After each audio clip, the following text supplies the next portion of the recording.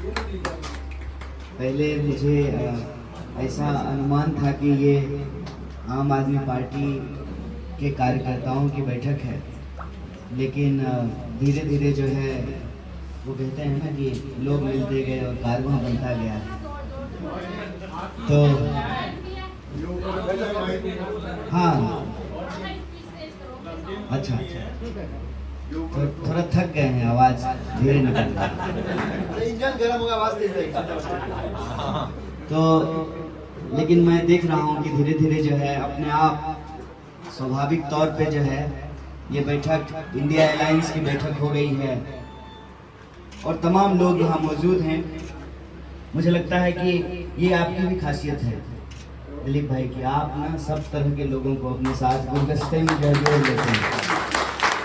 मुझे कुछ पुराने हमारे यूनिवर्सिटी के साथी दिख रहे हैं, कांग्रेस पार्टी के लोग हैं, हमारे तमाम सीनियर नेता हैं, विधायक जी हैं, पार्षद हैं, पूर्व पार्षद हैं और कांग्रेस पार्टी के कार्यकर्ता हैं, आम आदमी पार्टी के कार्यकर्ता हैं। तो खैर जैसे भी हो, यह बैठक हो रही है, ये अपने आप में बड़ी अच्छी बात है। और मैं बार बार कहता हूँ कि लोकतंत्र के लिए, जमहूरियत के लिए संवाद होना बहुत ज़रूरी है। और ख़ास करके मुझे बार बार जो टीम यहाँ घूम रही थी तिमारपुर विधानसभा में, वो रिपोर्ट करती थी शाम को कि लोगों में एक तरह का संशय है, एक कन्फ्यूज़न है, उनको पता नहीं चल रहा है कि कैसे चुनाव होगा, कैसे कोऑर्डिनेशन होगा। तो मैं कहता था कि सब हो जाएगा, सब्र रखो, धीरे धीरे सब हो जाएगा। तो फिर भी हर दिन आकर के वो यही रिपोर्ट करते थे कि नहीं, कोई जो है ग्राउंड पे एक्टिविटी नहीं हो रही है, कोऑर्डिनेशन नहीं हो रहा है। तो हम बोले कि क्या बेसिकली तुम लोगों को मज़ा नहीं आ रहा है चुनाव में?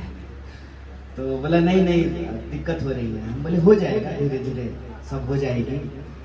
तो जैसे भी हो, आज इसकी औपचारिक शुरुआत हो गई है। तमाम जो प्रमुख लोग हैं इस क्षेत्र के, स्वाभाविक रूप से जो बीजेपी के खिलाफ हैं, वो आज यहाँ इस हॉल में मौजूद हैं। तो मैं आपसे बिना किसी औपचारिकता के दो चार बातें कहना चाहता हूँ। 2 4 6 हो गया दोनों मिला के। एक तो ये बात मुझे अभी तक ना खुद में ही डाइजेस्ट नहीं हो रहा है कि मैं लोकसभा का प्रत्याशी हूँ। मैं बड़ी ईमानदारी से बात कह रहा हूँ, क्योंकि यहाँ पे मुझे प्रत्याशी जिन परिस्थितियों में बनाया गया है, ये व्यक्तिगत मसला नहीं है, ना ये किसी एक पार्टी का मसला है। मसला है दिल्ली का, मसला है दिल्ली में जो परिस्थिति है उसका। दिल्ली में क्या हो रहा है, एक तरफ बीजेपी तो है, बीजेपी की जो बुराई है, जो सच्चाई है, वो अपनी जगह है, लेकिन जिस लोकसभा क्षेत्र के आप लोग नागरिक हैं, बड़ी तेजी से जो है उसकी सूरत बदल दी गई है। और मजेदार बात यह है कि बीजेपी की हिमाकत देखिए कि दिल्ली में 7 लोकसभा क्षेत्र हैं, 7 पार्लियामेंट्री कॉन्स्टिट्यूएंसी है, 6 का 6 सीट बदल दिया बीजेपी ने, लेकिन नॉर्थ ईस्ट दिल्ली के प्रत्याशी को नहीं बदला। और अभी मैं जब आ रहा था तो भाजपा का एक ई रिक्शा घूम रहा था जिसपे एक रिकॉर्डिंग बज रही है।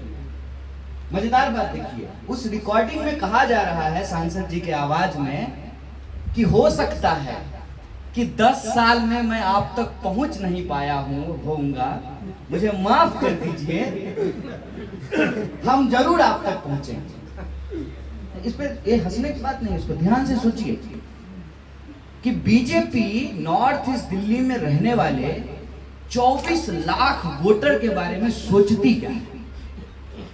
बीजेपी की इस क्षेत्र में जो 10 विधानसभा है, बुराड़ी, तिमारपुर, पूरा 10 का 10 विधानसभा, उसमें जो रहने वाले लोग हैं, चाहे वो पूर्वांचल के हों, चाहे वो उत्तराखंड के हों या यहीं के हों, किसी भी समाज से हो, किसी भी धर्म से हो, भाजपा उनके बारे में सोचती क्या है। 2 बात हो सकता है, या तो मनोज तिवारी जी बहुत काम किए हैं इस क्षेत्र में, इसीलिए उनको इनाम स्वरूप जैसे मोदी जी हैट्रिक लगाना चाहते हैं, वैसे ही मनोज तिवारी जी को भी हैट्रिक लगाने के लिए भेजा है। या तो ये हो सकता है। अगर ऐसा है तो मन में एक सवाल आता है, तो क्या बाकी 6 सांसद काम नहीं करते थे? मीनाक्षी लेखी काम नहीं करती थी, प्रवेश वर्मा काम नहीं करते थे, और विधुरी जी जो थे गाली गलौज कर रहे थे ना संसद भवन में, हाँ रमेश विधुरी जी, तो क्या वो लोग काम नहीं कर रहे थे? वो सिंगर नहीं थे ना। हाँ, ये आपने बड़ी सही बात कही है। और यही बात जो है ना, नॉर्थ ईस्ट दिल्ली में रहने वाले लोगों को सोचना चाहिए कि बार बार हमारे मत्थे मनोज तिवारी थोपे क्यों जाते हैं। ये जो इन्होंने कहा ना, क्योंकि उनको ये लगता है कि जब चुनाव आएगा तो थोड़ा मनोरंजन कर देंगे, फिर वोट ले लेंगे।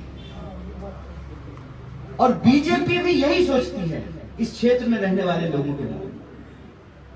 तो ये निर्णय जो है, जो मुझे प्रत्याशी बनाया गया है, ये व्यक्तिगत निर्णय नहीं है, एक नैतिक निर्णय है, एक मॉरल डिसीजन है। इस बात को समझिए कि इसको ना कम से कम केक वाक नहीं लगना चाहिए, छठी का दूध याद दिला देना चाहिए। और ये मैसेज देना चाहिए बीजेपी को कि आप समझते क्या है इस क्षेत्र में रहने वाले 24 लाख लोगों के बारे में, 24 लाख जो वोटर हैं उसके बारे में आपकी राय क्या है। आपके पास गिनाने के लिए कोई रिपोर्ट कार्ड नहीं है, नंबर फेंक रहे हैं। नंबर फेंका है 14,000 करोड़। कहां है 14,000 करोड़? मैं तो घूम रहा हूं पूरा क्षेत्र में, एक भी पत्थर मुझे सांसद महोदय के नाम से नहीं मिला है जहां लिखा हुआ है उद्घाटन करता माननीय सांसद महोदय। एक स्ट्रीट लाइट पे जो है सांसद का नाम नहीं लिखा हुआ है। तो इसका मतलब क्या होता है? 2 प्रश्न है, या तो मोदी जी ने 14,000 करोड़ रुपया भेजा, सांसद उसको खा गया, या फिर ये दोनों टोपीबाज है, ना कोई भेजा ना कहीं आया। और ये सब बात जो है मैं उनकी ही बातों से निकाल करके बोल रहा हूं। और यह जो प्रश्न हम पूछ रहे हैं तो स्वाभाविक रूप से उनको बुरा लगता होगा ना सुन करके। मेरा सवाल हमेशा सीधा होता है कि अगर इस देश के गृह मंत्री का बेटा बीसीसीआई का सेक्रेटरी बन सकता है, तो इस देश के आम गरीब परिवार के लोगों को, उनके बच्चों को नौकरी क्यों नहीं मिल सकती है?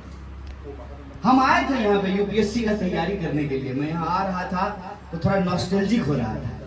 मैं इधर ही रहता था, नेहरू बिहार में, ए ब्लॉक में, तो यहाँ के गली गली से वाकिफ है हम। और नॉर्थ कैंपस में जो स्टूडेंट पॉलिटिक्स होती थी उसको हम बहुत बार देखे हैं करीब से, तो इस एरिया से बहुत अच्छे से वाकिफ है। तो हमको यूपीएससी का एग्जाम देना है अपने आप को प्रूफ करने के लिए। हमको तमाम तरह का कंपटीशन का एग्जाम देना है, यह साबित करने के लिए हम काबिल हैं। अब तो वो मौका भी नहीं है, क्योंकि एग्जाम होता ही नहीं, वैकेंसी निकलती ही नहीं है। होता भी तो पेपर लीक होता। 30 लाख नौकरियां खाली पड़ा हुआ है सेंट्रल गवर्नमेंट का। और गलती से अगर हो जाए एग्जाम तो एग्जामिनेशन हॉल में पहुंचने से पहले ही पता चलता है प्रश्न पत्र लीक हो गया है। ये हमारे नौजवानों की हालत है। इस पे जब हम प्रश्न पूछते हैं तो भाजपा के लोगों को बुरा लगता है। देखिए, भाजपा के आम कार्यकर्ताओं को बुरा नहीं लगना चाहिए, क्योंकि हम उनके खिलाफ नहीं बोल रहे।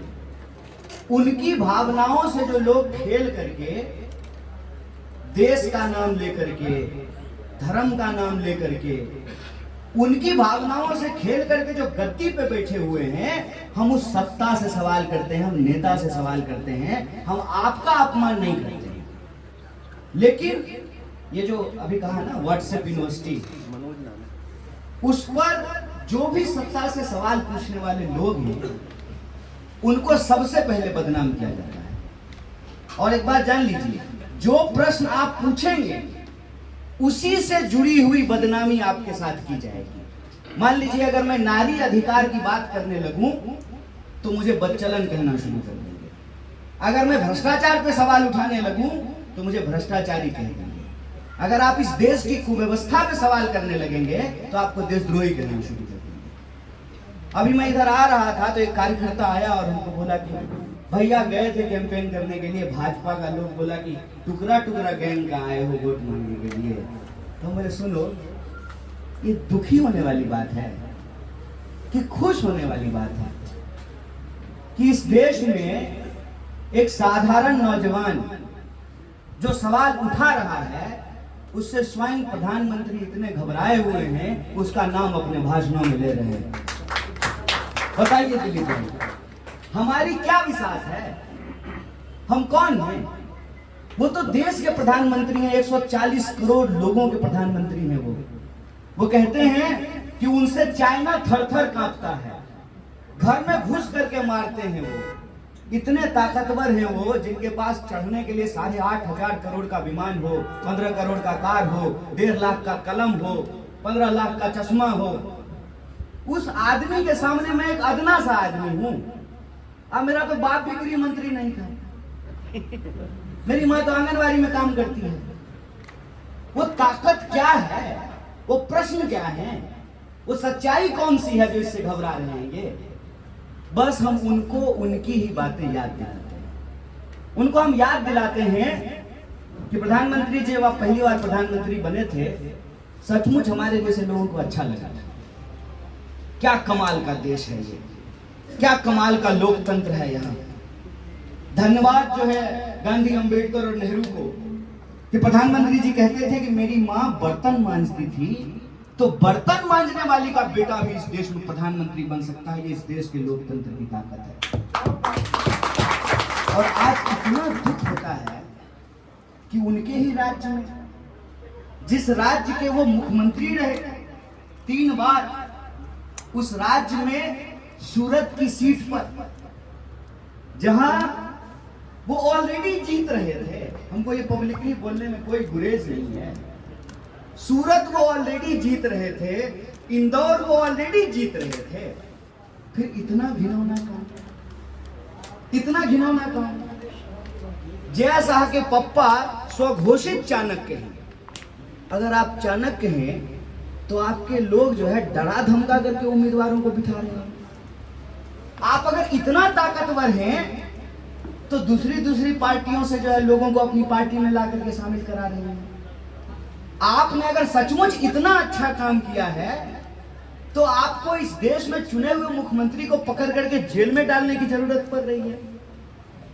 इसका मतलब आपके दावे नकली हैं, आपके वादे नकली हैं, और आपने जो वादा 10 साल पहले किया था, कहते हैं ना, दुष्यंत कुमार ने लिखा है कि कहां तो तय था चिरागा हर एक घर के लिए, कहां चिराग मयस्सर नहीं शहर के लिए। कहते थे कि हर घर में चिराग होगा, यहाँ अंधेरे को भी चिराग नहीं मिल रहा है। बात शुरू हुई थी बुलेट ट्रेन से, याद कीजिए, बुलेट ट्रेन से बात चल करके भैंस पर आ गई। देखिए 2024 है, 2014 का भाषण मुझे याद है, बुलेट ट्रेन से बात शुरू हुई थी और 10 साल के बाद इस देश को ये भैंस पे लेकर गया। भैंस तो हम देखते ही थे, बिहार से आते हैं, बुलेट ट्रेन समझ करके ही भैंस चढ़ते थे, लेकिन यही उम्मीद और सपना लेकर के आए थे ना।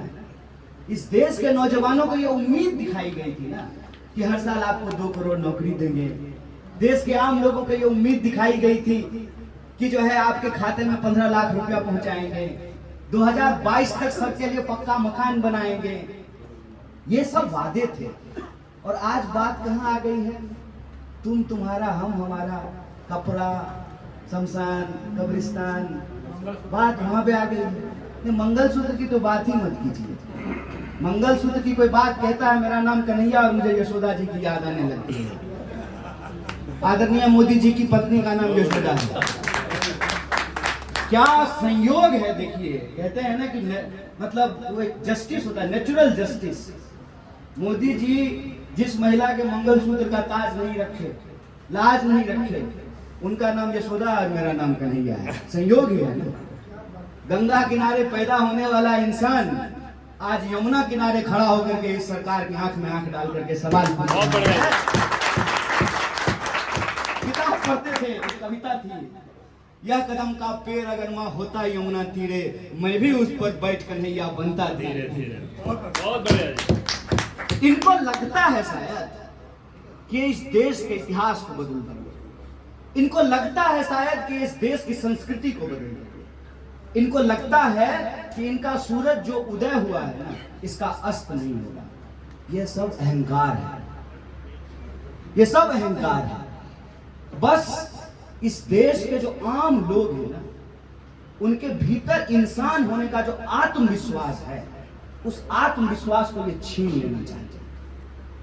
हमको इस बात से दिक्कत नहीं है कि लोग बीजेपी को वोट देते हैं, हमको कोई दिक्कत नहीं है, लेकिन हमको इस बात से दिक्कत है कि बीजेपी सिर्फ वोट नहीं लेगी, वो आपसे गुलामी चाहती है। वोट लेने की बात होती तो सूरत में तो लोग वोट दे रहे थे ना, क्यों उनका वोट लेने का अधिकार छीन लिया? इंदौर में लोग वोट दे रहे थे ना, क्यों उनका वोट लेने का अधिकार छीन लिया? जैसा के पिताजी चुनाव जीत रहे हैं ना, क्यों लोगों का चुनाव लड़ने का अधिकार छीन लिया? ऐसे ही इस देश में साधारण लोग चुनाव नहीं लड़ सकते हैं। आम लोगों के बस की बात नहीं है चुनाव लड़ना। कम से कम चुनाव करने का अधिकार तो है हमारे पास। और यह बात मैं आपको डराने के लिए नहीं बोल रहा हूं, मैं खुद ना डरता हूं ना किसी को डराता हूं, मैं बस समझने के लिए, मेरे मन में अनायास यह सवाल आता है कि महंगाई कम करने के लिए 300 सीट काफी है, बेरोजगारी कम करने के लिए 300 सीट काफी है, किसानों की आमदनी दुगनी करने के लिए 300 सीट काफी है, सबके लिए पक्का मकान बना देने के लिए 300 सीट काफी है। इनको 303 सीट है और एक बार नहीं 2 बार है। आखिर इनको इस बार 400 सीट क्यों चाहिए? ऐसा कौन सा काम है, ऐसा कौन सा फिल्म प्रधानमंत्री जी देश को दिखाना चाहते हैं जिसके लिए इनको 400 सीट चाहिए? बस इस पे विचार कीजिए, और जब विचार कीजिएगा ना तो अपने आप समझ में आ जाएगा, आजादी भीख में नहीं मिली थी। और आजादी जो भीख में नहीं मिली थी, संविधान को बनाने के लिए लोगों ने जब इस देश में कुर्बानी दी है, जो हक और अधिकार हमको मिले हैं, अगर हम उसको बचाए रखना चाहते हैं तो हमको सजग रहना पड़ेगा। हमको सजग रहना पड़ेगा कि कहीं हमारी छोटी तू मैं ना बड़ा सवाल ना पीछे छूट जाए। और जो बात दिलीप भाई कह रहे थे कि राजनीति का यह स्वभाव होता है कि एक परिवार को भी एक साथ नहीं रहने देता है, ये राजनीति का स्वभाव होता है। परिवारवाद पर सवाल उठाती है यह पार्टी, और जिस परिवार पर यह परिवारवाद पर सवाल उठाती है, इंदिरा जी की 2 बहू मेनका गांधी और सोनिया गांधी।